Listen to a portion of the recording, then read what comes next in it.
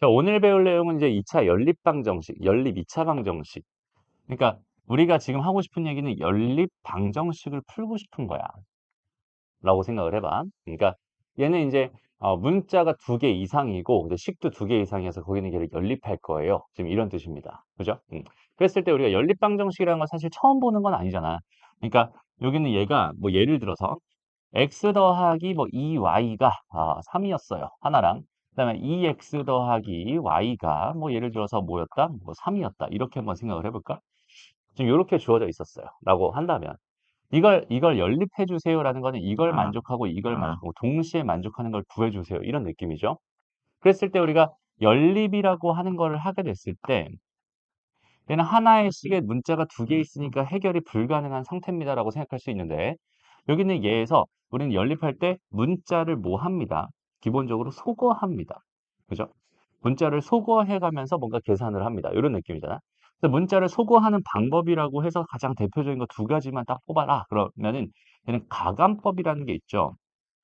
그다음 두 번째는 뭐가 있어? 얘는 말 그대로 그냥 뭐야? 대입법. 대입법이라는 게 있죠. 그 2가지 정도를 생각할 수 있을 것 같아요.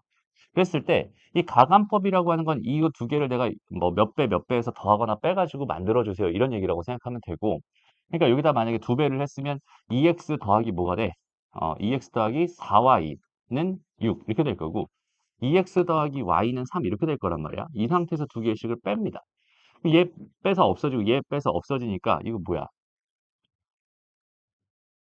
그러면 얘는 뭐야? 3y가 뭐가 됩니다? 3이 됩니다라고 생각할 수 있으니까 y 값이 1이에요. 이렇게 생각할 수 있죠.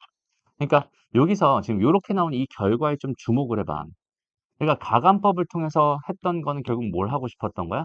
문자 하나를 소거하고 싶었던 거야. 이렇게 생각할 수 있잖아. 그죠? 문자가 하나 소거돼서 요 녀석을 구했으면 그 하나 소거된 거 말고 나머지 값을 이제 여기다 집어넣어 가지고 그걸 만족하는 이제 x 값을 구한다라는 생각으로 우리가 연립방정식을 풀죠. 됐습니다.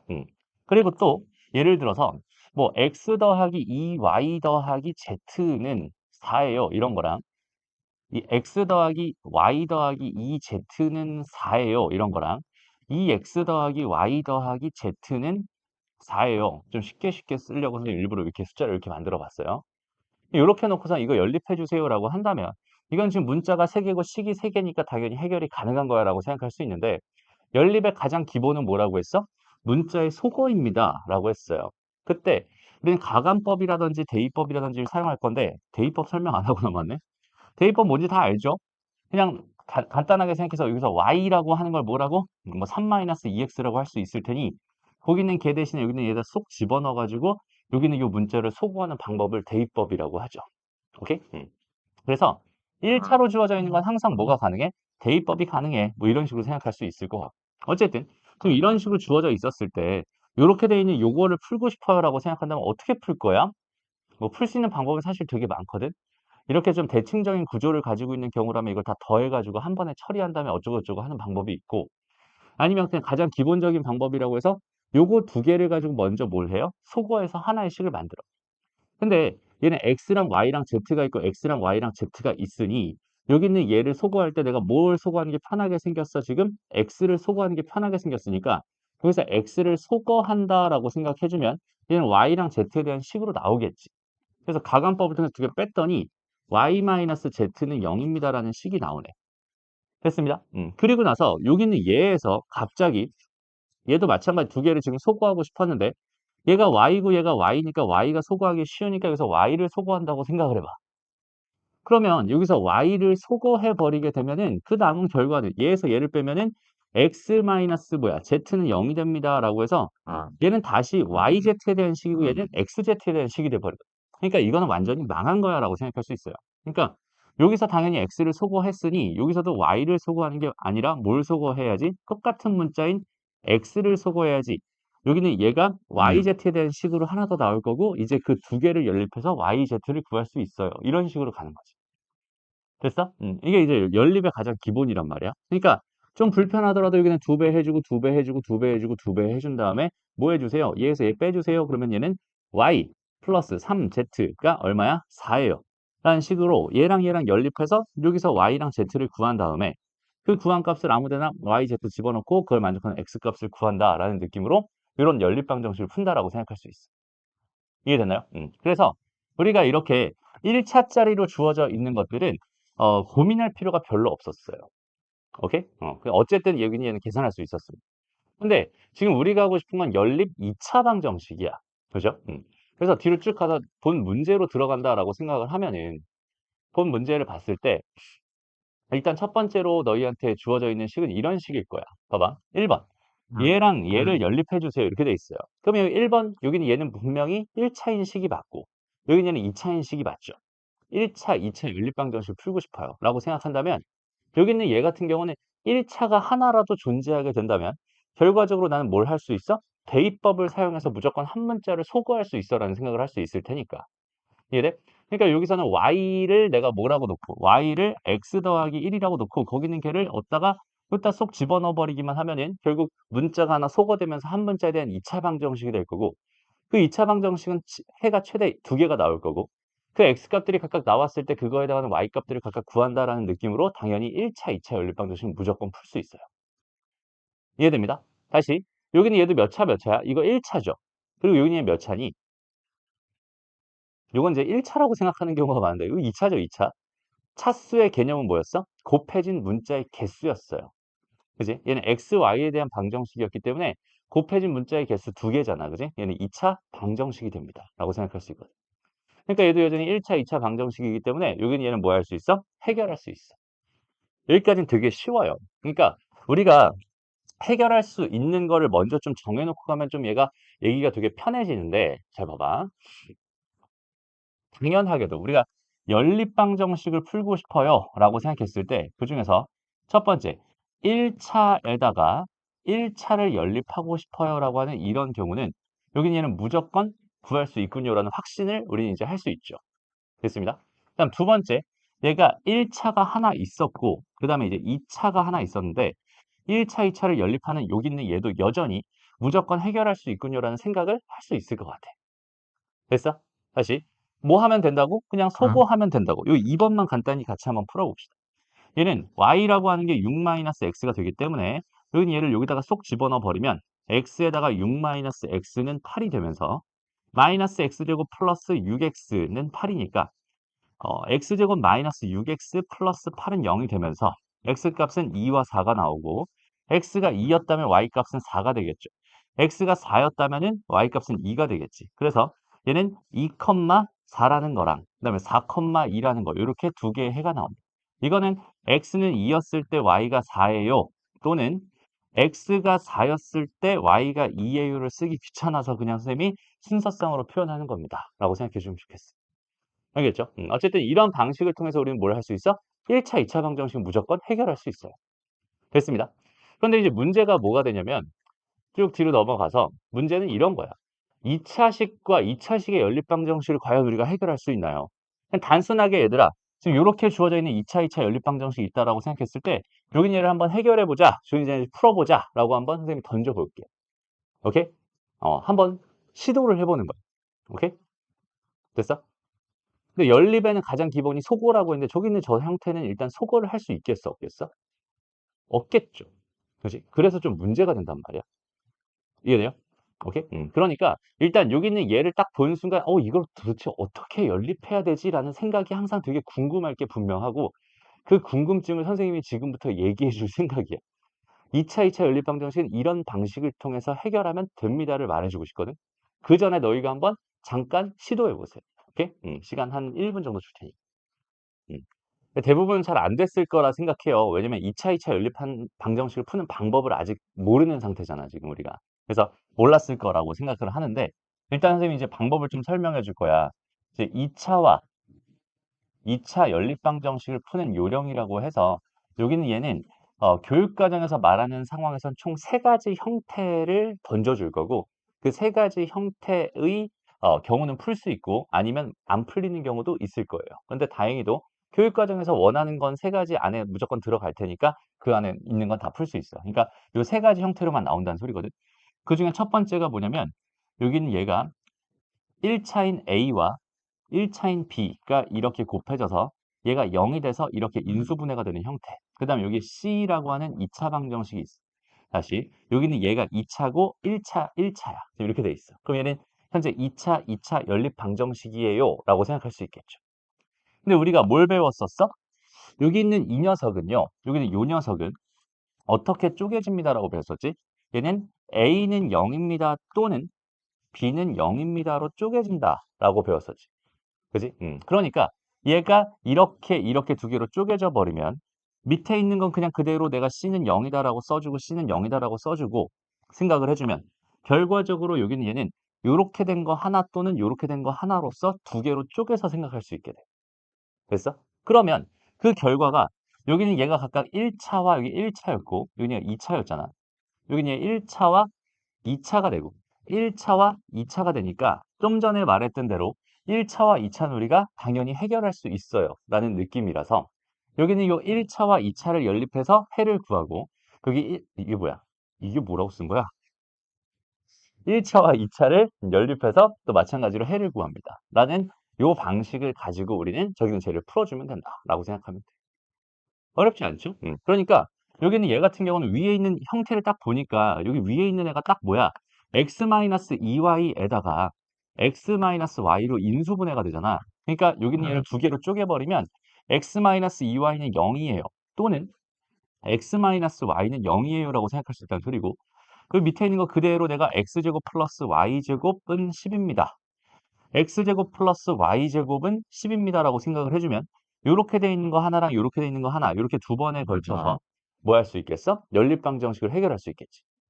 그럼 우리가 알고 있는 1차와 2차의 모양들이 각각 나왔으니 이제는 뭐 할 수 있어? 해결할 수 있어 라는 생각을 하면 되는 거야. 그럼 여기서 이제 뭐 하면 되겠어요? 얘는 x가 뭐니까? 2y니까 x 대신에 2y를 집어넣고 그럼 뭐가 되겠어? 집어넣으면 5y제곱이 되겠죠. y제곱은 2가 되니까 y는 뭐가 돼? y는 뿔마 루트 2가 될 거야. 그럼 그거에 각각 두 배라고 했으니까 얘는 y가 루트 2였을 때는 그거의 두 배인 2 루트 2가 될 거고 그 다음에 y가 마이너스 루트 2였다면 그거의 두 배인 마이너스 2 루트 2가 되겠죠. 라고 해서 이렇게 두 쌍해를 여기서 구할 수 있을 거고 여기서도 마찬가지로 y는 x라고 했으니까 이번에는 y 대신에 x를 넣자. 그럼 얘는 이 x제곱이 10이니까 x제곱이 5가 될 거야. 그럼 x값은 뿔마 루트 5가 됩니다라는 뜻인데 두 개는 서로 같으니까 얘는 루트 5, 루트 5라는 거 하나와 마이너스 루트 5, 마이너스 루트 5까지 해서 이렇게 총 4쌍의 해를 갖게 되겠네요라고 해결할 수 있다는 뜻이다. 됐어? 그래서 그 첫 번째 형태인 이런 형태에 대해서 정확하게 너희가 일단 인지하고 있었으면 좋겠어. 2차와 2차. 그리고 사실상 교육 과정에서는 여기 있는 얘가 거의 메인입니다. 나머지 두 개는 교육 과정에서 잘 안 나와요. 빠진 지가 좀 오래됐는데 가끔 간혹가다 문제집에 있기 때문에 두 가지 설명은 하고 넘어갈 거야. 근데 여기는 얘가 거의 99% 이상을 차지할 거야. 라고 생각해 주면 되고 나머지 두 가지는 조금 어려운 형태긴 하지만 일단은 여기는 이 형태를 정확하게 기억해. 2차, 2차의 해결 전략은 둘 중에 하나가 분명히 인수분해가 될 테니까 그 인수분해가 되는 애를 두 개로 쪼개가지고 1차, 2차, 1차, 2차 두 개로 만들어서 각각을 해결합니다라는 해결 전략을 가져가면 된다는 소리. 무슨 말인지 알겠죠? 그래서 요 해결 전략만 알고 있으면 당연히 이런 문제들을 다 어떻게 할 수 있겠어? 다 풀 수 있겠죠. 딱 보면은 어때? 느낌들이. 여기는 얘가 0인데 여기는 요 녀석이 인수분해가 되니까. 그죠? 얘가 인수분해 되니까 두 개로 쪼갤 수 있겠구만. 그럼 1차, 2차 두 개로 쪼갤 수 있겠구나. 라고 생각해서 풀면 된다는 소리. 이해돼요? 좋습니다. 좋아요. 그러면 여기는 요 문제. 요거 지금 한번 풀어보자. 13번 문제입니다. 자, 봐봐. 여기는 요 형태를 딱 보니까 여기 1차, 그러니까 다시 2차 연립방정식인데 얘가 0이 되고 여기는 얘가 인수분해가 되니까 이게 x-3y에다가 x 플러스 y는 0입니다. 마이너스 y는 0입니다. 이렇게 생각할 수 있겠네요. 이렇게 일단 인수분해를 해준다면 여기는 얘를 어떻게 쪼갤 수 있다고? x-3y는 0입니다와 x-y는 0입니다로 쪼갤 수 있다고. 그러니까 요 밑에다 그냥 그대로 똑같은 거 그대로 하나 달아줘서 이렇게 달아줘가지고 3y제곱은 24. 그다음에 2x제곱에 플러스 xy 플러스 3y제곱은 24입니다. 라고 해서 요렇게 하나, 요렇게 하나 1차, 2차 연립방정식, 1차, 2차 연립방정식을 풀어주면 됩니다. 라는 뜻인 거야. 그러니까 여기서는 요 흐름만 알면 끝나는 거예요. 그러니까 우리 여기서 얘가 되는 거. 그러니까 여기 있는 이거 하나가 뭐가 되는 거야? 이렇게 두 개로 쪼개지면서 얘가 두 개로 분리되면서 얘는 그대로 각각 하나씩 하나씩 잡히면서 우리가 원하는 1차, 2차의 모양을 만들어주는 그 모습만 정확하게 생각해 주면 돼. 결론적으로 이렇게만 만들어서 풀 거야 라는 느낌만 잡으면 된다. 이해됐죠? 오케이? 좋습니다. 그럼 이제 두 번째 형태는 어떤 형태가 있느냐? 두 번째 형태는요. 여기는 얘는 여기 2차 항들이 두 번째 그냥 글로 쓸게요. 그러니까 2차 항이라고 하는 게 2차 항이 한 번에 소거되는 형태일 때 우리는 해결이 가능합니다. 그러니까 두 번째 형태거든. 이거는 예로 들어서 계산까지는 안 하고 어떤 형태인지 간단하게만 좀 보여줄게. 그러니까 예를 들어서 어떤 형태냐면 어, x제곱 더하기 y제곱 더하기 2x-4y 플러스 3은 0이야. 뭐 이런 거 하나랑 x제곱 더하기 y제곱 마이너스 5x 마이너스 뭐 6x 6 뭐야 이게 y 여기도 y 플러스 마이너스 3은 0이야. 뭐 이런 식으로 줬다고 쳐보자. 됐어? 그러면 여기는 얘랑 여기는 얘를 이렇게 봤을 때 집중. 여기는 얘랑 봤을 때 여기 2차 항, 2차 항, 2차 항, 2차 항이 있는데 그 두 개를 빼버리면 그냥 한 방에 사라져 버리지. 됐어? 얘는 지금 이거 자체가 인수분해가 안 되고 이거 자체도 인수분해가 안 될지는 모르겠지만 결과적으로 이렇게 있었으니까 이거 두 개는 빼버리면 뭐가 돼? 그냥 1차식이 돼버려. 맞아? 그러니까 2차 항이 한 번에 소거가 된다면 2차 항이 한 번에 소거됐으니까 그 결과는 당연히 뭐가 될 수밖에 없겠어? 1차식이 될 수밖에 없거든. 그러니까 얘랑 얘를 내가 빼가지고 7x 마이너스 플러스 2y 플러스 6은 0입니다라는 1차식을 만들 수 있다는 소리가 돼. 이해돼? 그 다음에 요 둘 중에 마음에 드는 거 아무거나 하나 골라가지고 위에 걸로 쓸게요. 이렇게 써줄게 된다면 결과적으로는 이렇게 돼서 결과적으로 또 어떻게 돼? 1차와 2차 연립방정식이 되는구나 라고 생각할 수 있겠지. 됐어? 다시 2차로 시작하긴 했는데 요거 두 개를 빼버리니까 뭐가 됐어? 1차식이 됐고 둘 중에 마음에 드는 거 하나 골라가지고 그 녀석이랑 요 녀석이랑 두 개를 연립한다 라고 생각을 해주게 된다면 됐어? 그럼 이거 연립방정식 푸는 거랑 이거 연립방정식 푸는 건 당연히 같은 상황이 될 테니 얘는 1차, 2차의 연립방정식으로 뭐 할 수 있어? 변형할 수 있어요 라고 생각할 수 있어. 이해됩니다? 다시 그러니까 우리의 메인 테마는 결국 뭐냐면 1차와 2차의 형태를 만들기만 하면 무조건 해결이 가능하다라는 이 생각을 가지고 우리는 연립방정식이라는 걸 해결할 거야 라고 생각해 주면 돼. 그런데 여기 첫 번째 인수분해가 되는 형태였을 땐 당연히 1차 두 개로 쪼갤 수 있으니까 1차와 2차로 만들 수 있어요 라는 느낌이었다면 여기는 이 2차인데 얘는 2차항이 한 번에 소거가 되는 이런 형태로 줬다면 여기 두 개를 그냥 가감법을 통해서 빼버리게 된다면 결과적으로 1차와 둘 중에 하나 2차 해서 1차, 2차 연립방정식으로 바뀌게 될 테니까 나는 당연히 뭐 할 수 있겠어? 해결할 수 있어요 라고 생각할 수 있는 거야. 이해되죠? 그 다음 마지막 3번 형태는요. 얘는 정 안 되면 얘는 상수항을 소거해 보세요. 이런 형태가 마지막 형태거든. 오케이? 근데 여기는 얘는 뭘 기대하면서 상수항을 소거하게 되냐면 여기는 얘는 1번의 여기는 얘의 형태가 되길 기대하면서 얘는 상수항을 소거합니다. 이런 느낌이야. 그러니까 1번 형태, 이런 형태가 되길. 1번 형태에서 중요한 게 뭐냐면 얘가 두 개가 인수분해가 되고 더 중요한 게 사실은 뭐냐면 얘가 0이라는 얘기거든. 얘가 0이라는 이 사실이 제일 중요한 거야, 얘들아. 왜냐면 얘가 인수분해가 안만 된다고 하더라도 얘가 1이었다고 생각해봐. 그럼 내가 여기는 얘가 1이에요, 얘가 1이에요 이렇게 쪼갤 수 있어? 없어? 없잖아. 그지? 얘가 2고 얘가 2분의 1일 수도 있단 말이야. 근데 얘가 0이었으니까 얘가 0이다 또는 얘가 0이다로 쪼개지는 거거든. 이해돼? 그러니까 여기에 지금 이 값이 0이다라는 건 상수항이 뭐가 된다는 소리야? 0이 됐다는 소리가 되거든. 그래서 주어져 있는 두 개의 식에서 상수항을 소거하면서 이런 형태가 되기를 기대해 보는 거야. 무슨 말이냐면 예를 들어서 x제곱에 마이너스 뭐라고 할까?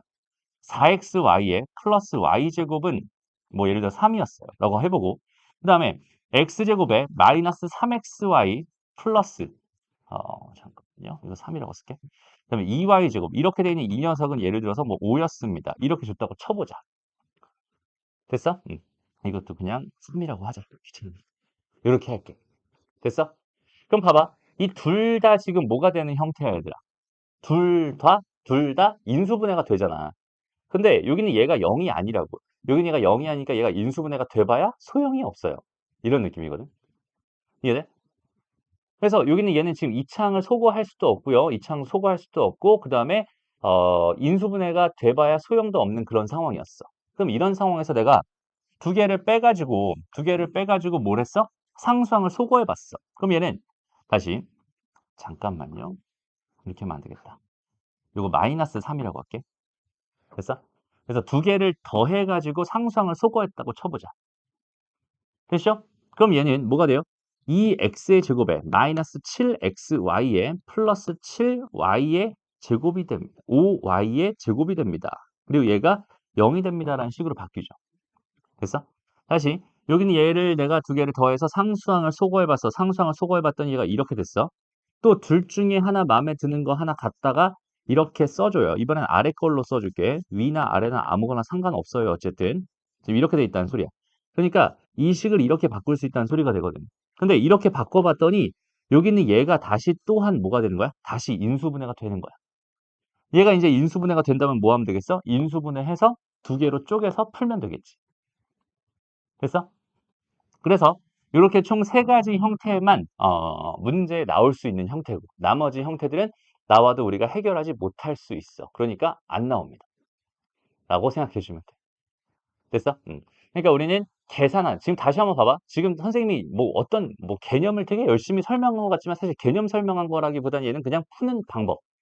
그중에서도 이렇게 풀면 무조건 풀려요라고 하는 그 해결 전략을 그냥 제시한 것뿐입니다. 오케이?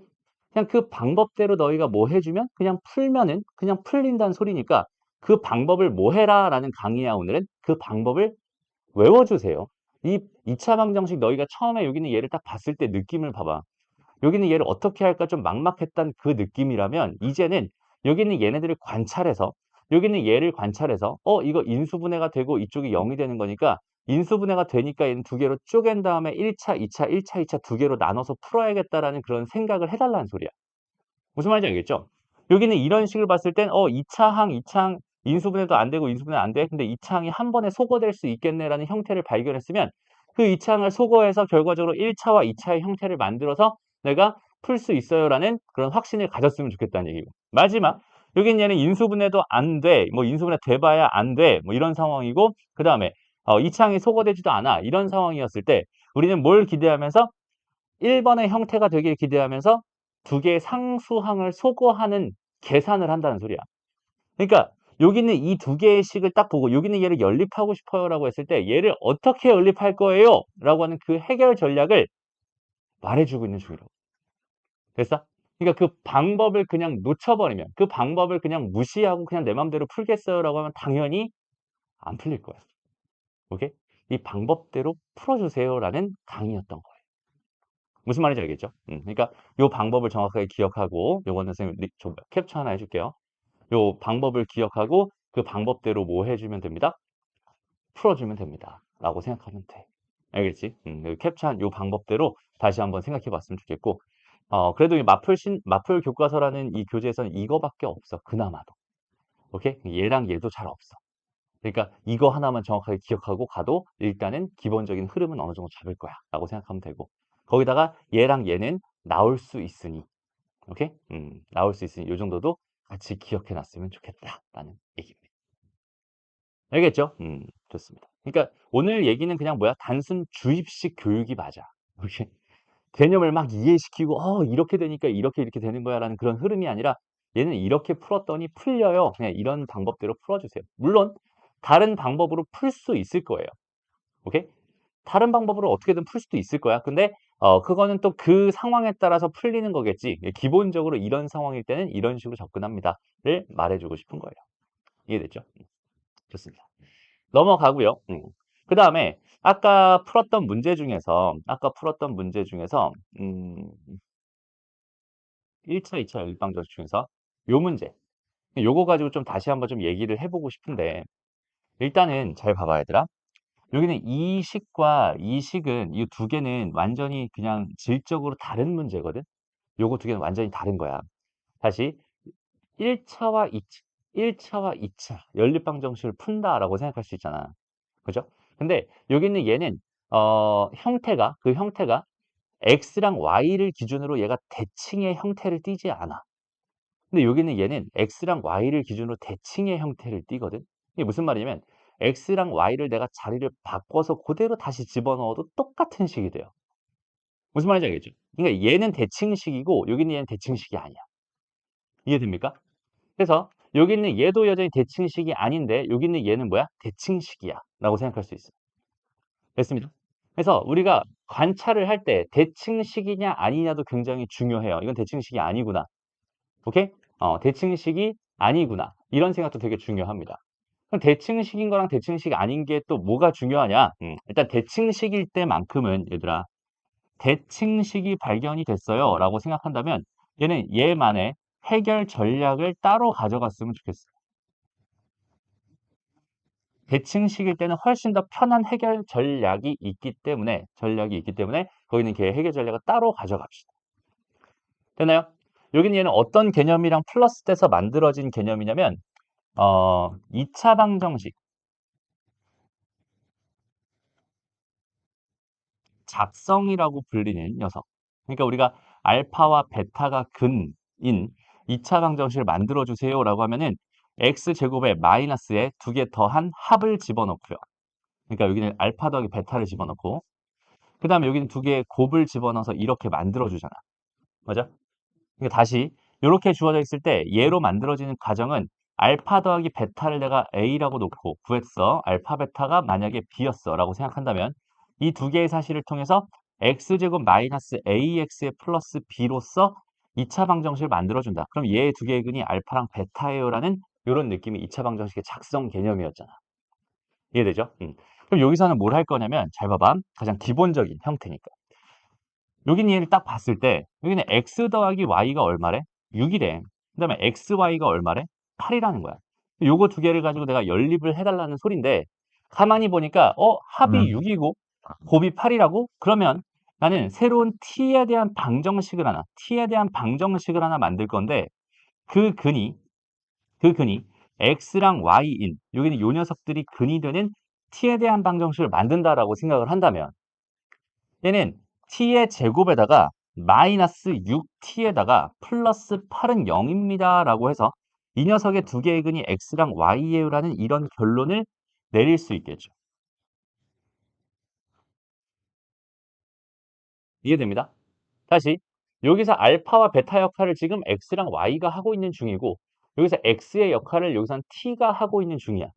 그래서 여기는 t제곱 두근의 합 마이너스 6t 두근의 곱 8이 되면서 여기는 요 녀석의 근은 여기는 인수분해 보면 2랑 4로 되니까 얘는 2랑 4가 근이네 라고 생각할 수 있고 x랑 y는 대칭식이기 때문에 자리가 바뀌어도 괜찮단 말이야. 그죠? 그러니까 여기서 얘의 근이 2와 4라는 사실을 안 순간 우리는 x가 2였을 때는 y가 4가 될 거고 x가 4였을 때는 y가 2가 됩니다 라고 해서 이렇게 한 방에 두 개의 근을 다 구할 수 있는 되게 심플한 풀이로 바뀔 거예요. 그러니까 우리가 뭘 가지고 연립방정식을 2차 방정식을 토대로 해서 2차 방정식을 베이스로 해서 생각하는 방법이야. 대칭식일 때는 이런 형태로 만들어서 풀면 훨씬 더 편하게 풀립니다 라고 생각할 수 있어요. 이해됩니다? 그럼 선생님 아까 요거 그냥 우리 풀었잖아요. 1차, 2차 연립방정식 그냥 풀었잖아요. 그냥 풀어도 되지 않나요? 꼭 이거 알아야 되나요? 라고 한다면 여기 있는 얘는 편의성을 주기도 하지만 그 편의성을 떠나서 완전 불가능한 형태로 주어져 있는 걸 가능하게 만들어 주기도 합니다. 무슨 말인지 알겠어? 그러니까 대칭식이다. 두 개가 대칭의 형태를 띠고 있는 이런 형태의 식이었어요 라고 생각한다면 여기는 얘는 대칭식으로서의 해결 전략을 정확하게 가져가는 게 굉장히 중요합니다 라고 말해주고 싶어요. 알겠나요? 그래서 일단 여기까지 정리해 놓고요. 그 다음에 잠깐 쉬었다가 여기는 이거 관련된 문제 좀 풀어보면서 맞아 정리해볼게. 여기까지는 캡처 해놓을게. 여기서 대칭식이 하나 있으니까 이것도 같이 한번 해결해 볼게요. 일단 대칭식의 해결 전략의 핵심은 뭐라고 했냐면 x 더하기 y라고 하는 거를 구하고 그다음에 xy라고 하는 거를 구해서 결과적으로 t에 대한 방정식을 이렇게 짜줌으로써 얘 두 개의 근이 x, y라는 사실을 통해서 이 2차 방정식의 뭘 구해서 근을 구해서 걔를 통해서 x, y를 해결할 거야 라는 느낌. 이게 대칭식의 해결 전략입니다 라고 생각하면 돼. 이해됐죠? 오케이? 그래서 여기는 얘를 봐봐. 얘는 x 더하기 y는 분명히 존재하고 있어. 주어져 있는데 여기는 얘를 보니까 어때? 없잖아. 근데 얘는 내가 변형을 통해서 x 더하기 y 전체 제곱에 마이너스 xy라고 생각할 수 있겠죠. 됐습니다. 그럼 이걸 통해서 우리는 뭘 할 수 있겠어? 여기는 얘가 4, 16이니까 얘는 x, y는 얼마겠구나? 3이겠구나. 즉 x 더하기 y는 4인데 x, y는 3이니까 t제곱 마이너스 4t 플러스 3은 0의 두 개의 근이 1과 2니까 이 방정식의 근은 1,2거나 2,1이 됩니다. 를 가지고 풀 거예요. 이런 느낌이에요. 자, 빨리빨리 말해주세요. 선생님 가끔 이런 짓을 합니다. 알겠죠? 됐습니다. 무슨 말인지 알겠죠? 좋아요. 넘어가고요. 이제 본격적으로 대칭식이라고 하는 거에 대해서 같이 다뤄볼 건데, 봐봐. 여기, 얘부터. 요거는 또 비슷한 느낌이긴 해. 잘 봐봐. 여기는 얘를 보면 얘들아, 이거 몇 차 몇 차야? 2차 방정식이죠? 2차 방정식으로 주어져 있는 얘를 내가 x 더하기 y가 a라고 하고 xy가 b라고 생각을 한다면 여기는 이 식은 내가 어떻게 변형할 수 있겠어? 그대로 변형해주면 x 더하기 y 전체 제곱에서 그러니까 a의 제곱에서 빼기 2b로서 생각할 수 있을 것 같고 여기는 얘는 단순히 b가 얼마예요? 6이에요 라고 준 거기 때문에 형태 봐봐. 얘는 분명히 2차 연립방정식이에요 라고 생각할 수 있는데 여기 있는 얘는 어때? 1차 연립방정식으로 변신해버렸죠. 됐어? 되니? 그럼 나는 여기는 얘를 통해서 뭘 구할 수 있겠어? 당연히 A와 B의 순서상을 구할 수 있을 겁니다. 라고 생각할 수 있어요. B는 6이라고 준 거니까 B가 6이었다면 얘가 마이너스 12 넘어가면 25가 되니까 A제곱은 25라고 생각할 수 있고 결과적으로 A는 뭐야? 플러스 마이너스 5지. 그러면 결과적으로 X 더하기 Y라고 하는 게 5였을 때 X, Y는 얼마인 상황으로? 얘가 6인 상황으로 한 쌍이 나오고 X 더하기 Y가 마이너스 5였을 때 여전히 XY도 6인 상황으로 한 쌍이 나옵니다로 이렇게 쪼개버릴 수 있어요. 상황 자체를. 이해되죠? 그러면 여기는 예를 통해서 나는 t제곱 마이너스 5t 더하기 6이 0이다 라는 사실을 통해서 얘는 2와 3이 근일 테니까 2,3이 근이고 3,2가 근이다 라는 거 두 개가 나오고 여기는 예를 통해서 t제곱 플러스 5t 플러스 6은 0이 될 테니까 얘의 근은 마이너스 2와 마이너스 3이 되잖아. 얘는 마이너스 2, 마이너스 3과 마이너스 3, 마이너스 2로서 두 개가 더 나오게 되면서 총 4쌍의 해를 구할 수 있게 됩니다. 라는 이런 흐름이에요. 이해되지? 대칭식일 땐 해결 전략이 어때? 이렇게 편해집니다. 라고 생각해 주면 돼요. 됐어? 대칭식일 때는 이런 식으로 접근해 주면 좋겠어. 넘어가서 봅시다. 똑같은 문제들. 다 똑같은 문제들이니까 넘어가고 자, 여기는 얘도 봐봐. 요런 문제로 한번 접근해 볼게요. 뭐라고 줬냐면 여기 있는 요 녀석이 실근이 존재하지 않도록 하는 정수 A의 값의 최소값을 구해주세요라고 줬어. 됐나요? 그럼 이거는 그냥 단순히 그냥 이거 1차, 2차 연립방정식입니다라고 보고 해결하기에는 너무나 어때? 귀찮아져요. 왜냐면 얘가 실근이 존재하지 않는다라고 했으니까 어떻게 해야 실근이 안 존재하는데 막 이렇게 생각할 수 있단 말이야. 그런데 마찬가지로 얘를 t제곱에 마이너스 2배 a-2에 플러스 2인가? 마이너스 2죠. 이렇게 해서 t 잡고요. 플러스 a제곱 마이너스 4는 0이라고 생각한다면 이거의 두 개의 근이 x랑 y입니다라고 생각할 수 있을 텐데 이해되죠? 오케이? 그런데 여기는 요 녀석들이 뭐였으면 좋겠다고? 실근이 아니었으면 좋겠대. 그럼 결과적으로 얘네들은 허근이었으면 좋겠다라는 얘기가 되는 거죠. 그지? 그러니까 여기는 이 2차 방정식의 판별식 중에서도 4분의 D공식을 이용하면 A-2 전체 제곱에 마이너스 A제곱 플러스 4가 될 테니 얘가 음수였으면 좋겠군요 라는 요 부등식만 풀어버리면 된다는 소리가 돼요. 그러니까 A제곱 사라질 거고 마이너스 4A 플러스 8이 0보다 작아야 되니까 A라고 하는 건 2보다는 커야겠군요. 그러니까 최소값은 얼마가 됩니다? 3이 됩니다. 이런 느낌으로 편안하게 생각할 수 있어요. 이해되죠? 그래서 대칭식일 때는 대칭식만의 해결 전략을 가져가야 돼. 그게 무슨 말이냐면 너희가 제일 먼저 연립방정식을 바라봤을 때 무슨 생각을 먼저 해야 된다? 저기는 저 식이 대칭식인지 아닌지를 먼저 관찰을 해야 된다는 소린 거야.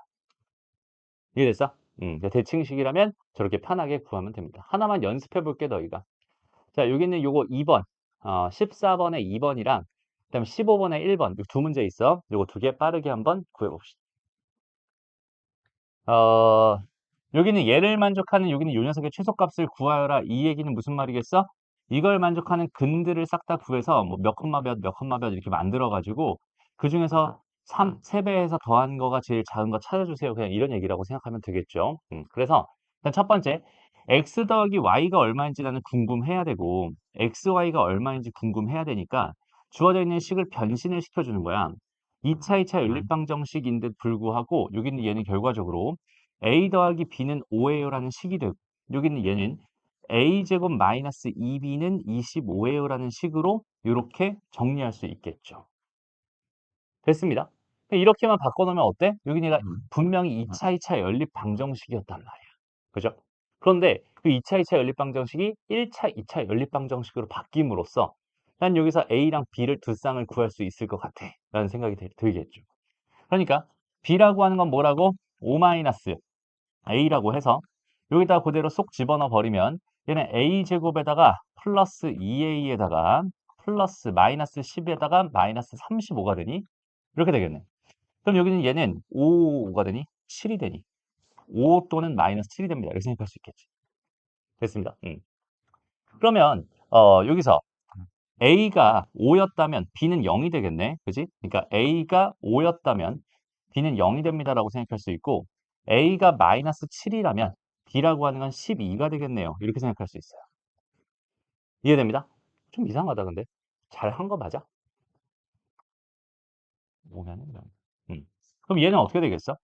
t의 제곱에 이게 지금 x 더하기 y잖아. 얘가 x, y잖아.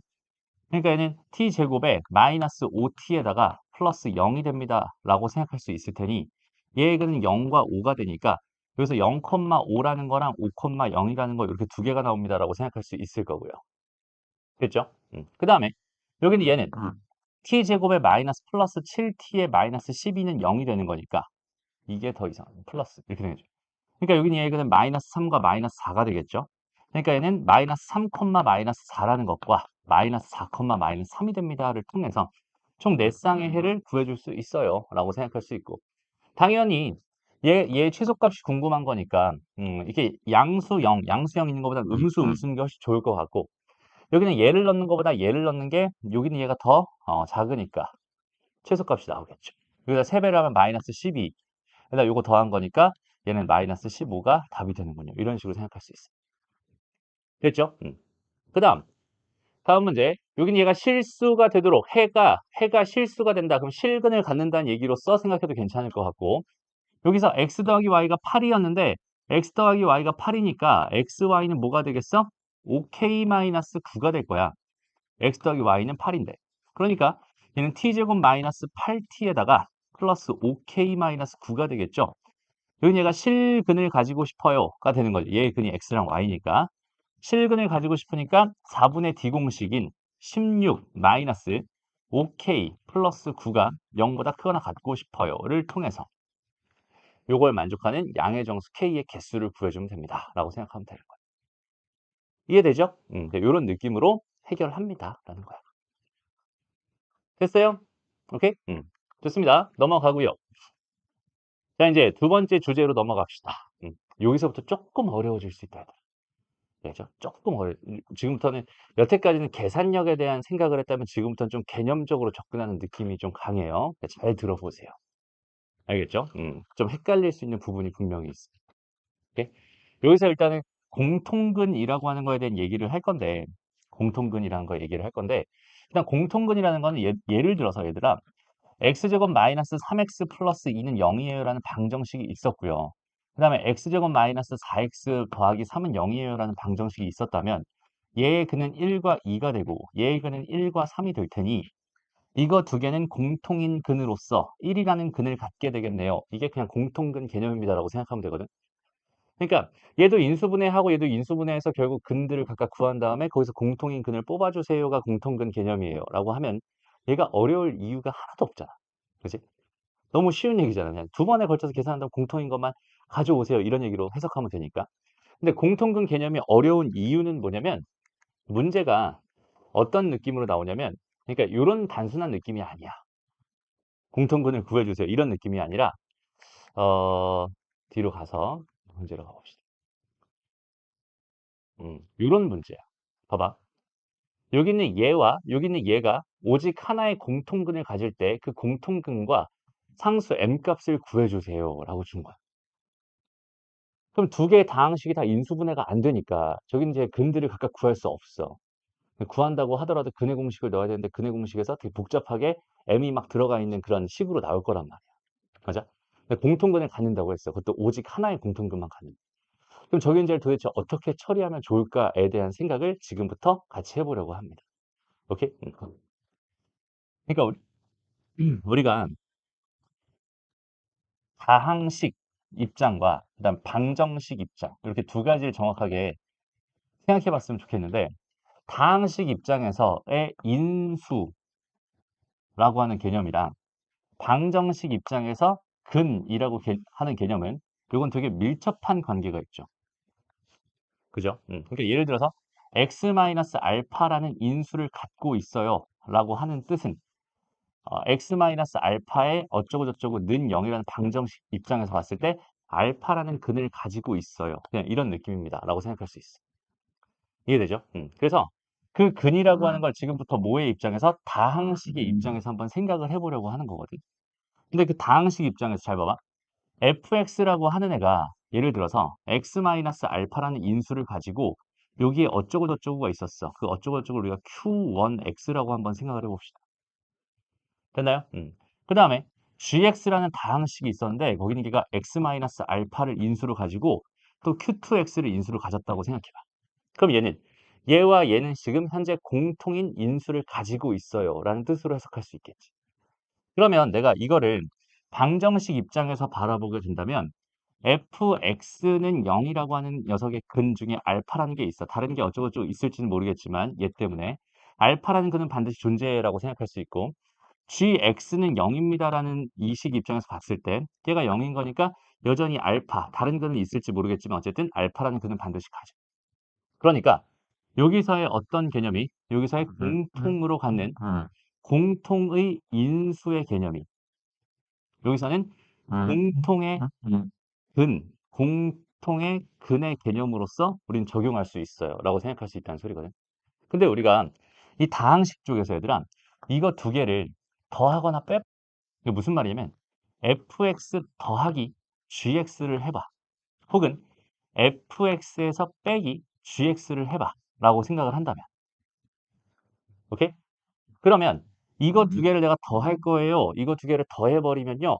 x-알파, x-알파가 공통 인수기 때문에 그 공통 인수로 여전히 묶이게 되면서 얘가 q1x에다가 더하기 q2x가 됩니다. 라고 생각해 줄 수 있겠지.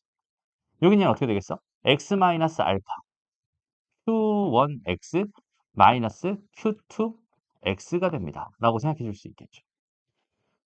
됐습니다. 그렇다면 잘 봐봐. 여기서 무슨 얘기를 하고 싶냐면 fx 플러스 gx는 0이라고 하는 방정식이나 fx 마이너스 gx는 0이라는 방정식은 결과적으로 반드시 알파를 근으로 가질 수밖에 없다. 이해돼요? 됐어? 이해됐니? 다시.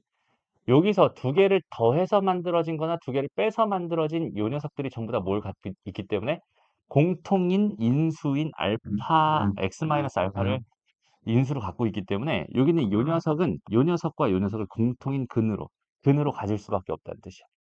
그러니까 무슨 말이냐면 이거 두 개 더한 결과에 알파라는 근이 있었어 라고 한다면 그 녀석은 얘네들의 공통인 근일 확률이 굉장히 높다는 소리입니다. 두 개를 뺐었을 때 그 녀석이 뭐가 있었어? 알파라는 근이 있었어 라고 한다면 그 녀석은 이 공통인 근일 확률이 굉장히 높아요. 근데 100%라고는 말할 수 없지. 왜냐면 여기에 만약에 베타라는 근이 있었다 쳐보자. 그럼 여기는 이 방정식의 근 알파와 베타라고 있었을 때 이 녀석은 여기는 공통근이랑 전혀 상관없는 새로운 녀석이다. 그죠?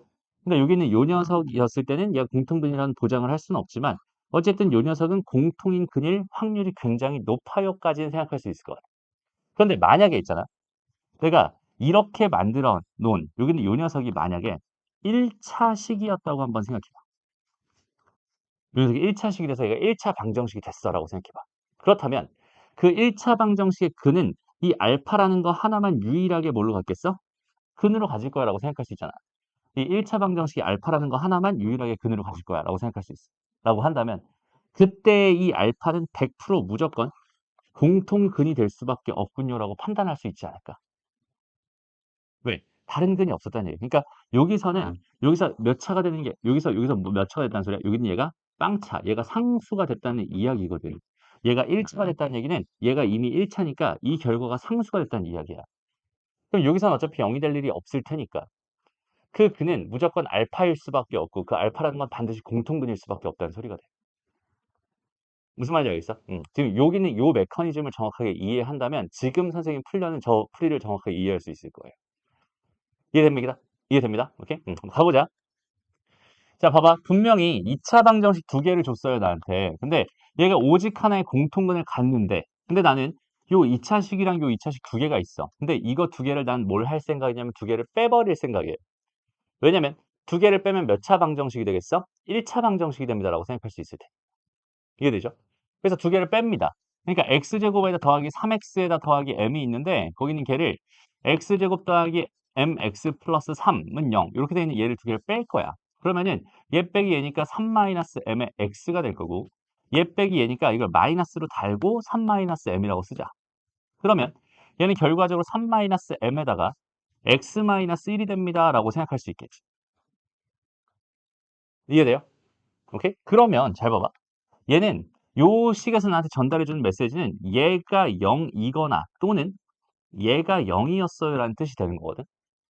근데 얘가 0이었다면 얘들아 이거는 지금 이쪽 좌변이 뭐가 됐다는 소리야? 그냥 빵이 됐다는 소리잖아. 그렇다는 얘기는 얘랑 얘가 애시당초 뭐 했다는 소리겠어? 같았다는 소리겠지. 다시 m값이 얘가 0이 되려면 m값이 3이 돼야 되잖아. 3을 직접 집어넣어 버리면 이 두 개의 식은 어때져? 완전히 같아져 버립니다. 그럼 얘는 오직 하나의 공통근을 갖는 게 아니라 여기 있는 얘는 두 개가 같은 식이기 때문에 알파, 베타 두 개의 공통근을 가질 수밖에 없어. 이해돼요? 그러니까 여기서 오직 하나의 공통근을 가지려고 한다면 여기 있는 얘는 얘가 0이 돼서는 안 되겠네요 라고 생각할 수 있거든. 그렇다면 여기 있는 이 녀석의 방정식의 근은 1이 됩니다 라고 해석할 수 있다는 소리가 될 거고 얘가 1이 된다면 그 녀석은 두 개를 뺀 거에 유일한 1차 방정식의 유일한 근이기 때문에 그 1이라는 근은 당연히 이 녀석과 이 녀석의 공통인 근이 될 수밖에 없군요라는 해석을 할 수 있다는 소리예요. 이해돼요? 오케이? 어렵지? 알겠어요? 무슨 말인지? 그래서 여기는 얘 공통근이 결국 뭐였다는 소리? 1이었다는 소리로 해석할 수 있고요. 여기다가 1을 집어넣으면 성립할 거 아니야. 그러니까 1을 집어넣어 버리면 4 더하기 m이 0이니까 m값은 얼마겠어? 마이너스 4입니다. 그래서 공통근은 1이 되는 거고 m값은 마이너스 4가 되는 거. 요렇게 답을 해줄 수 있어요. 이게 공통근의 개념입니다. 라고 생각해 주면 돼요. 그래서 요것도 마찬가지로 스샷으로 하나 남겨 놓을게요. 오케이? 어려워요. 그러니까 이거는 정확한 이해가 뒷받침이 돼야 됩니다. 두 개가 공통인수를 가지고 있는 두 개의 다항식이 있었는데 그 두 개를 더하거나 뺐을 때 그 녀석은 공통인수로 당연히 묶일 수밖에 없다는 얘기고 거기 걔를 방정식 입장에서 봤을 때는 이 방정식도 당연히 알파라는 근을 가질 수밖에 없다는 얘기인데 혹시라도 요 녀석이 몇 차식이 된다면 1차식이 된다면 이 녀석의 근은 이 알파라는 근을 유일하게 하나 갖게 된다는 뜻이 될 건데 그 유일하게 하나 갖는 그 녀석은 당연히 이 녀석의 공통근이 될 수밖에 없어요. 라는 개념으로 지금 여기는 이 문제를 접근하고 있는 중인 거예요. 알겠죠? 오케이. 좋습니다. 여기까지 공통근의 개념이었어. 그래서 그냥 쉽게 말하면 공통근의 해결 전략이다라고 생각을 한다면 오직 하나의 공통근을 갖게 해주세요라고 한다면 두 개를 빼서 1차 방정식을 만들고 거기서 나오는 x값, 유일한 하나의 근을 구해주면 그 녀석이 거의 99%의 확률로 공통근일 수밖에 없구나라고 생각해주면 되고 그 공통근을 가지고 집어넣어서 m값을 계산하면 됩니다.로 해결 전략을 짜면 이 공통근의 해결은 충분히 할 수 있어요. 이런 느낌이 듭니다. 알겠죠? 오케이? 이게 이제 두 번째 이야기였어요. 오늘은 연립방정식 이야기, 2차 연립방정식 이야기랑 공통근 이야기랑 그다음 마지막으로 부정방정식 이야기까지 총 세 가지 이야기를 할 건데 여기까지 하면 두 가지 이야기가 벌써 끝났어요. 라고 생각하면 됩니다. 알겠죠? 그럼 이제 오늘 마지막 개념으로 가봅시다. 자, 마지막 개념은 이제 부정방정식이라고 하는 걸 정확하게 이해하고 있나요? 이런 건데 부정방정식은 선생님이 수업 중간중간에 간간히 언급을 했었어. 그죠? 부정이라고 하는 거는 개 많아 이런 뜻이라고 했잖아. 그지? 응. 정할 수 없을 정도로 많아서 부정이야 이렇게 얘기했었죠. 이해되죠? 응. 그럼 부정방정식이라는 게 도대체 뭘까? 부정방정식이라고 하는 거는 쉽게 말해서 문자의 개수가 식의 개수보다 더 많아지면서 해결하기 어려운 상황이 됐을 때를 부정방정식이라고 부르게 돼요. 오케이? 다시 한번 잘 봐봐. x 더하기 y가 예를 들어서 4였어요. 라고 한번 생각을 해봅시다. 이렇게 딱 하나의 식이 있었어. 식은 하나인데 문자가 몇 개니? 두 개죠. 그러면 여기는 이 방정식을 나한테 풀어주세요라고 하는 거는 이걸 만족하는 x, y 값들을 구해주세요라는 뜻이 될 텐데 그럼 얘는 해결할 수 있나요? 없나요? 사실은 해결할 수 없는 게 아니라 너무 많이 해결해야 돼서 문제인 거지. 여기다 1을 집어넣고 3을 집어넣으면 성립하니까 1,3은 근일 거예요. 2를 집어넣고 2면은 되니까 2,2도 근일 겁니다. 그런데 여기에 2.0001 넣고 그다음에 1.9999를 넣어도 두 개 더하면 여전히 4가 되니까 여전히 저기는 쟤도 근이군요라고 생각할 수 있죠. 됐어? 그러니까 부정방정식이라고 하는 거는 해가 너무나 많기 때문에 거기 있는 걔를 다시 여기 있는 요 녀석은 뭐가 된다고? 결과적으로 얘는 해가 어때? 무수히 많아요. 무슨 말이냐면 너무너무 많아서 그 해를 다 구할 수 없어. 이런 뜻이 부정방정식이다라고 생각할 수 있는데 이 무수히 많은 거를 얘는 무한계라고 하는데 거기 있는 걔를 유한계로 바꿀 수는 없을까? 이 무수히 많은 걸 유한계로 바꿀 수는 없을까? 얘가 유한계가 된다면 그래도 내가 얘를 해결할 수 있을 텐데 이런 상황이거든. 그래서 여기서는 뭘 추가해서 얘를 유한계로 바꾸냐면 어떤 조건을 추가해서 그 조건에 맞는 녀석들만 골라주세요라는 의미로 얘를 유한계로 설정하게 만들어요. 그중에 가장 대표적인 게 뭐가 있냐면 자연수 조건을 준다거나 두 번째 정수 조건을 준다거나 마지막 세 번째 실수 조건을 줌으로써 요렇게 요런 조건들을 줌으로써 그러니까 여기서 x, y가 자연수예요. x, y가 정수예요. x, y가 실수예요. 이런 식으로 이런 조건들을 추가해 줌으로써 여기는 얘를 유한계로 싹 바꿔버리는 여기는 이 상황에서 만약에 내가 1번 경우인 것처럼 얘를 x랑 y가 자연수였어요 라고 가정을 해봅시다. 이렇게 문제에서 아예 조건을 달아줬어 라고 생각한다면 아까처럼 얘는 해가 무수히 많아지는 게 아니라 이제 유한계가 돼버리지. 그 해는 딱 몇 개 나오겠어? 1,3이랑 2,2랑 그다음 3,1로써 이렇게 딱 세 개만 나올 거야 라고 생각할 수 있어. 그러니까 원래는 개 많아야 정상인 녀석이 이런 조건을 받아서 유한계로 바꿔지는 이런 모습들이 결국 부정방정식의 해결 전략입니다라고 생각해 주면 좋겠어요. 이해됩니다? 그중에 제일 중요한 해결 전략이 정수 조건의 부정방정식이라는 거고 그 다음에 실수 조건의 부정방정식이라는 자연수 조건의 부정방정식은 너무나 쉽기 때문에 여기는 얘는 굳이 다루지 않아도 괜찮고 정수 조건의 부정방정식과 실수 조건의 부정방정식이 있는데 이 중에서는 실수 조건이 훨씬 더 쉽기 때문에 여기는 얘를 먼저 설명하고 넘어가요.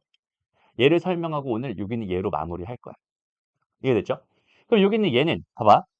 그러니까 3번 먼저 한다는 소리죠.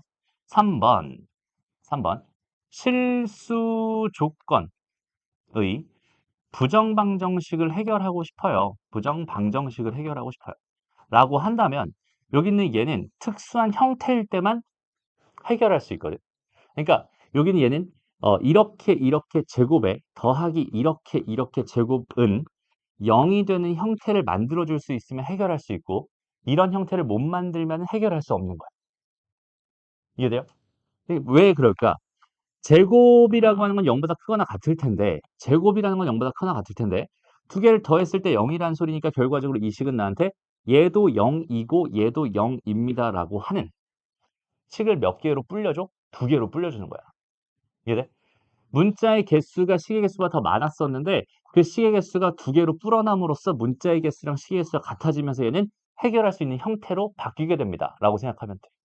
그래서 간단하게 예를 들어보면은 어떤 형태냐면 얘는 x제곱 더하기 4xy 더하기 y의 다시 5y의 제곱 더하기 2y의 더하기 1은 0입니다. 라고 이런 식으로 주어져 있는 방정식을 내가 발견했다고 쳐봅시다. 오케이? 그럼 얘는 문자가 두 개고 식이 하나니까 해결할 수가 없는 거거든, 원래는. 근데 여기에 어떤 조건을 추가해 줌으로써 x랑 y가 실수예요 라는 조건을 이렇게 추가해 줌으로써 여기 얘를 다시 한번 풀어보세요 라고 한다면 여기 있는 요 녀석만 내가 4y제곱 더하기 y제곱으로 쓱 바꿔주면 요만큼이 뭐가 되고 y 다시 x 더하기 2y의 전체 제곱이 되고 여기는 요만큼이 뭐가 되는 거야? y 더하기 1 전체 제곱이 됨으로써 제곱 더하기 제곱의 형태가 완성이 되고요. 결국 얘가 0이고 얘가 0이구만. 즉 y는 얼마여야 하고 마이너스 1이어야 하고 y가 마이너스 1이면 x값은 2여야 하겠구만. 를 통해서 여기는 얘 해는 2, 마이너스 1로서 하나만 존재하게 됩니다. 로 해석할 수 있게 되겠지. 그래서 이게 실수 조건의 부정방정식을 해결하는 해결 전략입니다. 라고 생각해 주시면 돼요. 쉽죠, 이거는? 오케이? 할만하죠? 그러니까 이렇게 변형만 해줄 수 있으면 된다는 소리입니다. 그럼 이제 오늘의 하이라이트, 가장 중요한 정수 조건의 부정방정식, 요 2번의 해결 전략. 여기는 도대체 어떻게 해결할 수 있을까요? 라는 마지막 주제만 해결하면 끝납니다. 됐어? 보자. 일단은 문제를 한번 쓱 봐라. xy 마이너스 3x 마이너스 3y 더하기 4가 0을 만족하는 정수 xy에 대해서 값을 구해주세요 라고 돼 있어. 그러니까 여기는 얘를 딱 봤을 때 여기는 얘를 해결하기가 너무나 힘들거든. 그러면 해결 전략을 먼저 짜준다면 정수 조건의 해결 전략이라고 한다면 거기 있는 걔는 요런 모양을 만들어 주세요.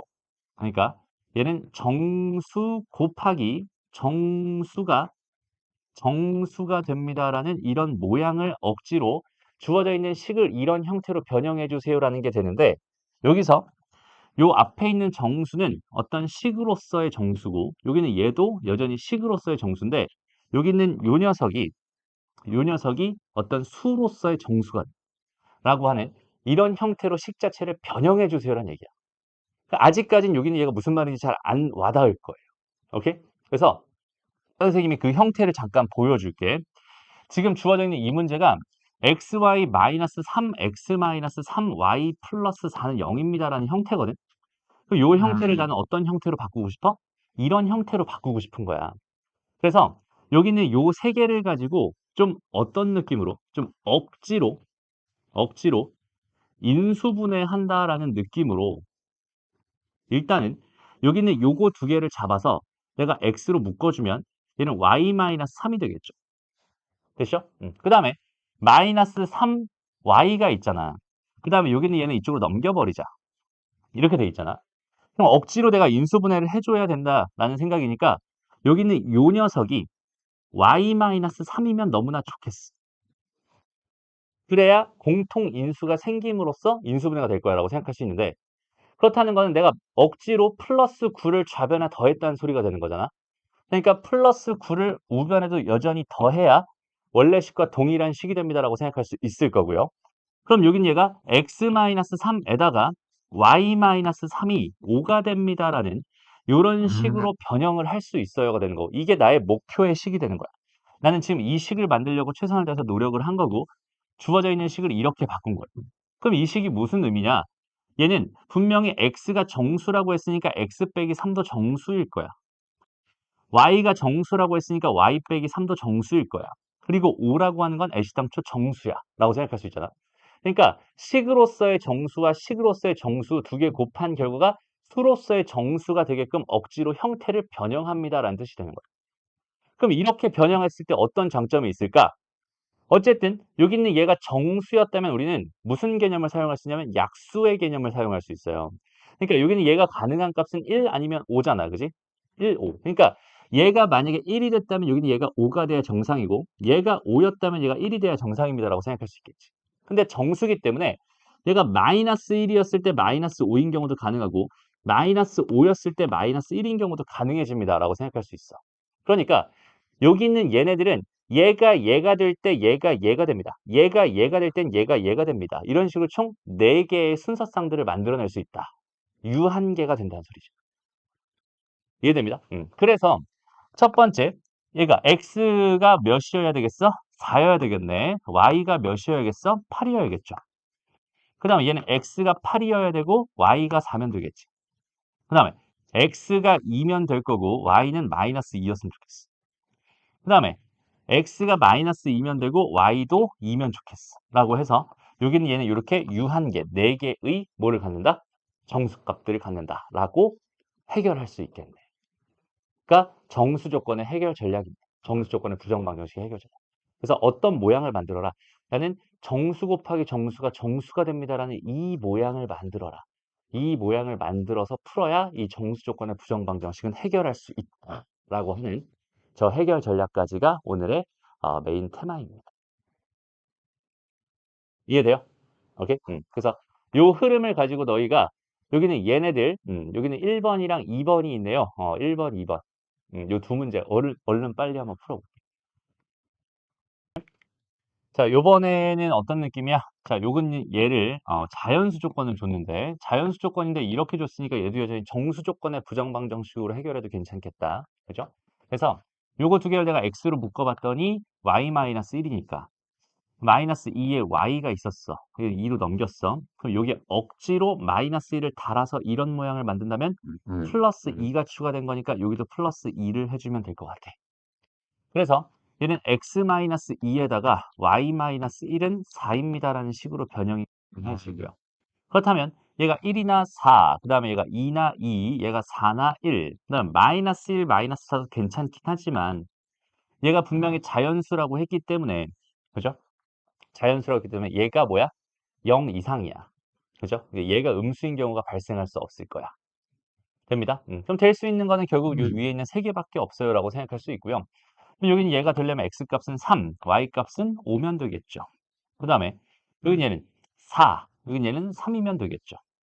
그 다음에 여긴 얘는 6, 그 다음에 2면 되겠지. 근데 두 개 곱한 거의 최대값이니까 곱하면 15, 곱하면 12, 곱하면 12. 최대값은 15가 되는구나. 이런 느낌으로 풀면 된다는 소리. 알겠죠? 그러니까 너희가 이제 수학을 할 때 제일 중요한 게 뭐냐면 식을 변형을 해야 되는데 그 변형을 어떻게 할 것이냐, 어떤 형태로 바꿀 거냐 이거에 대한 생각을 해야 되잖아. 그지? 근데 개념이라고 하면 결국 뭐야? 그 목적지를 설정해 주는 역할이 개념이야 라고 생각하면 돼. 그러니까 얘가 분명히 자연수 조건, 정수 조건의 부정방정식이니까 나는 얘를 어떻게 만들고 싶은 거야?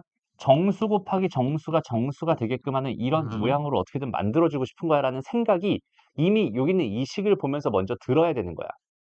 그러면 주어져 있는 상황에서 내가 양변을 다 EXY를 다 곱해버린다고 생각한다면 얘는 EY 더하기 EX는 XY가 됩니다라는 식으로 일단 첫 번째로 변형을 시킬 수 있을 거고 양변을 EXY를 곱한 거야. 이렇게 변형을 시킬 수 있을 거. 왜 곱했겠어? 분수가 꼴보기 싫으니까 분수를 없애주고 싶잖아. 그러니까 저기는 저 2랑 X랑 Y의 최소 공배수인 뭐를 곱해준 거야? EXY를 곱해준 거야. 됐어? 그래서 이렇게 만들어주고 XY-2X-2Y는 0이다라고 잡아주고 난 이제 이런 형태로 변형하려고 노력하는 거죠. 그럼 얘는 X로 묶었더니 Y-2가 되고 마이너스 2에서 Y-2가 됐으면 좋겠으니까 4가 되면 좋겠죠. 그래서 결과적으로 x-2에다가 y-2가 4가 되도록 하는 요 상황을 만들어주고 이제부터 뭐 하면 돼? 아까처럼 노가다 띄워주면 되는 거야. 됐죠? 그래도 얘도 다 자연수들이니까 결국 얘가 1일 때 4, 2일 때 2, 그 다음에 4일 때 1밖에 없겠네. 음수가 되면은 안 되잖아. 둘 다 음수인 상황에서 될 수가 없으니까. 그렇죠? 둘 다 마이너스 1보다 커야 되니까. 이해됐죠? 그러니까 순서상의 개수는 몇 개가 됩니다? 총 3개가 될 수밖에 없겠군요. 이런 느낌으로 풀어주면 된다는 소리입니다. 알겠죠? 그러니까 그 목적지를 우리가 알고 있냐 모르고 있냐가 되게 중요해. 그래서 개념이 중요하다는 거야, 얘들아. 그냥 문제를 풀어서 단순하게 이 문제를 맞춘다라는 느낌으로 접근하는 게 아니라 저기 주어져 있는 식을 어떤 형태로 변형해야 내가 풀 수 있는 형태가 되는지 그 흐름을 정확하게 읽어낼 수 있어야 되는데 그 읽어낼 수 있다는 건 머릿속에 들어있어야 읽어낼 수 있겠죠. 됐어? 그래서 개념을 정확하게 잡고 그 흐름에 따라서 자꾸 식을 변형하는 그런 느낌들로 연습을 많이 해봤으면 좋겠어요. 알겠나요? 좋습니다. 오늘 수업은 여기까지.